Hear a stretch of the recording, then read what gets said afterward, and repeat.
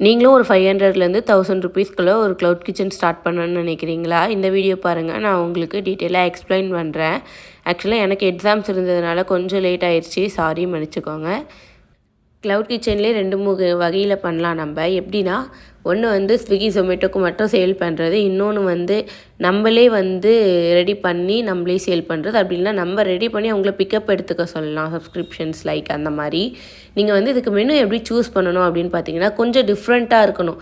கடைகளில் கிடைக்காத மெனுவாக இருக்கணும். எங்கள் மெனு பார்த்தீங்கன்னா, இது வந்து கருவாட்டு குழம்பு, மீன் குழம்பு, சாப்பாடு, அது கூட வந்து ஆம்லேட் எங்கே கிடைக்காதுன்னு இல்லை, அதுக்கு வந்து தொட்டுக்கா இது. அப்புறம் வந்து ரசம், மோர் கூட வச்சு தரோம். இந்த மாதிரி வந்து ஒரு காம்போ பேக்காக நம்ம ரெடி பண்ணலாம். இது வந்து நாங்கள் 115 சேல் பண்ணோம். இந்த மாதிரி நம்ம பண்ணும்போது நம்மளுக்கு வந்து ஆர்டர்ஸுமே நிறைய இருக்கும். ஏன்னா வந்து எல்லாருக்குமே இது கிடைக்காது. இங்கே மகேந்திரா சிட்டியில் வந்து நாங்களே சேல் பண்ணுறோம். ஸோ அதனால் வந்து எங்களுக்கு இது ரொம்ப ஈஸியாக இருந்தது. இந்த மாதிரி மெனுலாம் யாரும் செய்யாததுனால கடையுமே கிடையாது அந்த மாதிரி. நீங்கள் வந்து ஃபஸ்ட்டு மெனுவை சூஸ் பண்ணிக்கோங்க. நான் நெக்ஸ்ட் வீடியோவில் வந்து ஸ்விக்கி ஜொமேட்டோவில் எப்படி சேல் பண்ணுறது அப்படின்னு சொல்கிறேன்.